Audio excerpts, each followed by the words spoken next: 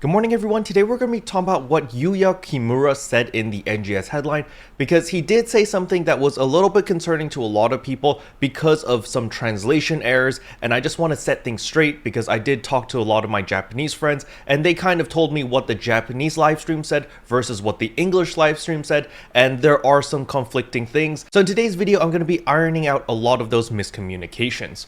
But before we jump into all of that, if you're new to the channel, I upload NGS content daily, so if you do play this game, I would really appreciate a subscribe as it really helps out the channel. Anyway, without further ado, let's begin the video.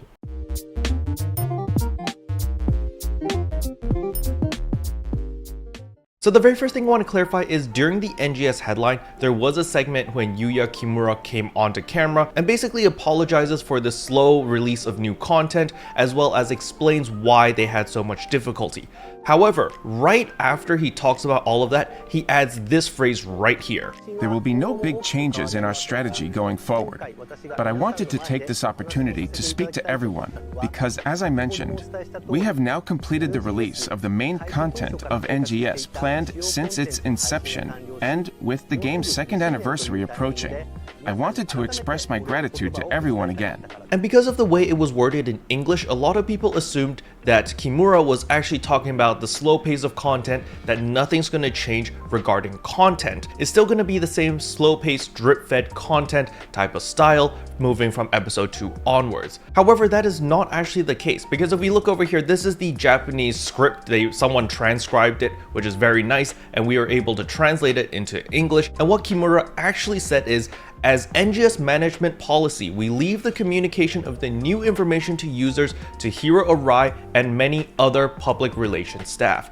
And in turn, the development members, beginning with me, put our focus on game development while keeping up with the responses and opinions from users. Then he follows up with, there will not be large changes with this policy in the future, but the reason I wanted to talk to everyone this time is, as I mentioned earlier, we have released all of the main content we planned from the beginning of NGS and the timing of this second anniversary. I wanted to thank everyone once more. So that being said, the TLDR of what Kimura was actually saying was, hey, I'm not going to be on camera all the time. This is a special occasion because we finally finished what we originally planned, and moving forward is going to be new and fresh and interesting content, and so you guys can look forward to it. However, from now onwards, it's still going to be Hiro Arai as well as the community management as well as the people in charge of social media, which are going to be our contact window. So on the global side, we're going to have Hiro Arai through the NGS headline. We have the NGS headline plus with G-Wiz as well as Danger, and then of course we also have David through David Plays.